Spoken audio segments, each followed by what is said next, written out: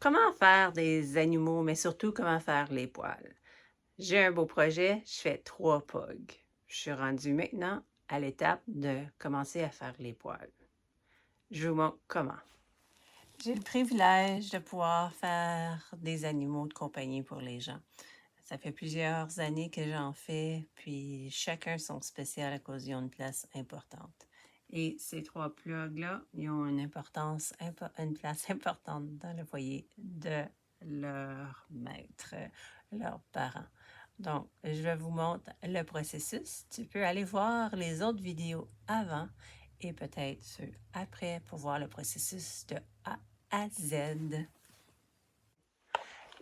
Les dernières fois, j'ai travaillé sur la forme du corps pour bien l'établir, pour me donner une structure. Maintenant, je m'en vais dans les petits détails. Et là, je vais aller chercher un pinceau qui est un petit peu magané pour qu'il me donne des coups de poil plus évidents. Ma prise de pinceau est importante. Plus à 90 degrés pour que je touche juste les poils pour donner le bout de mon pinceau pour donner des coups qui ressemblent à des poils. La peinture que j'applique doit être très fluide, pas des grosses peintures épaisses. Donc, je rajoute de l'eau pour lui créer une fluidité. Par exemple, ici, c'est trop pâle. Je monte. Si je mets trop de peinture sur mon pinceau, puis c'est trop épais, puis là, je vais l'appliquer dessus, ça va faire des petits picots. Puis quand j'essaie de faire des coups de poil, le poil ne sera pas continu.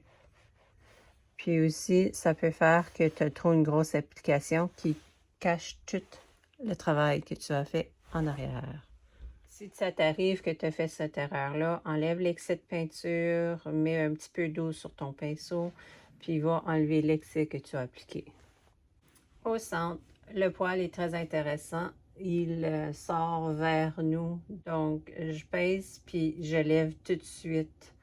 Donc, pour faire une grosse application et je lève. C'est le fait de lever pour que les petits poils puissent donner des coups. Au niveau du visage, je vais aller vraiment des poils précis.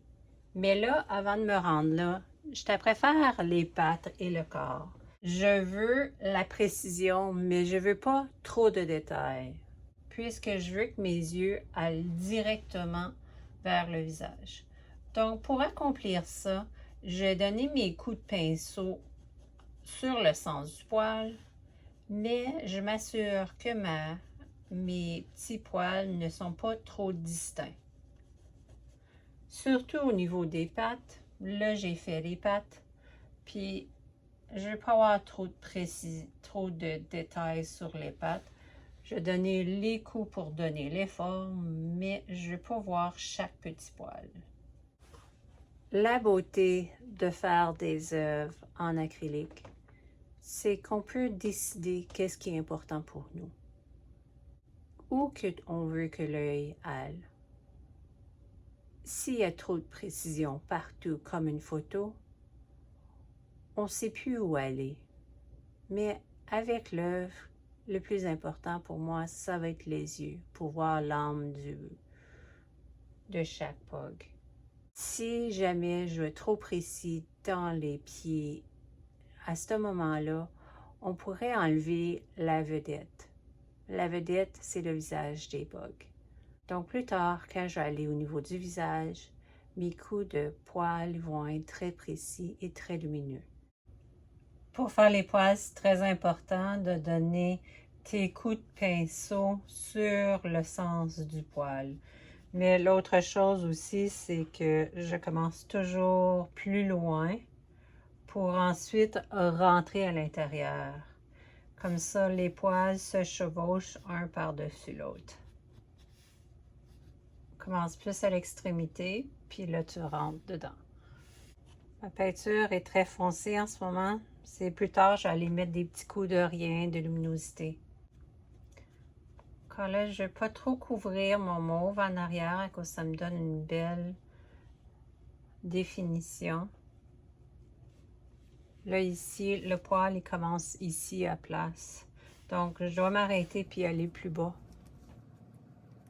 Au centre, ici, il y a beaucoup de luminosité. Je vais aller le remplir, puis plus tard, j'allais mettre d'autres blancs par-dessus. Je vais rentrer dans ces poils-là par foncer en premier.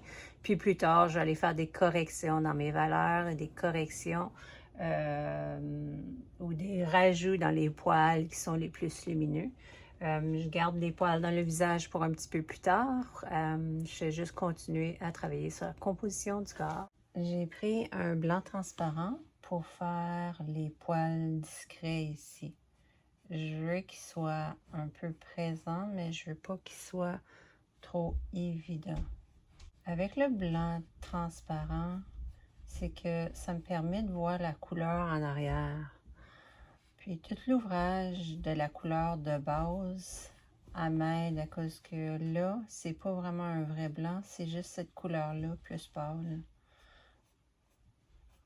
Continue à regarder vraiment tous mes coups, le sens du poil pour donner la forme. J'ai pris un pinceau qui est extrêmement magané. Puis tous ces poils-là maganés vont me permettre à faire des petits cheveux de poil, des traits de poil. À chaque fois que je mets de la nouvelle peinture dessus, je vais à une région que je sais que j'ai besoin de plus de peinture. Je regarde souvent ma photo référence pour voir c'est quoi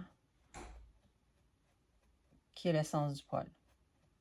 Puis à mesure que mon pinceau se vide, c'est là que je vais aller à des régions que le poil est moins évident.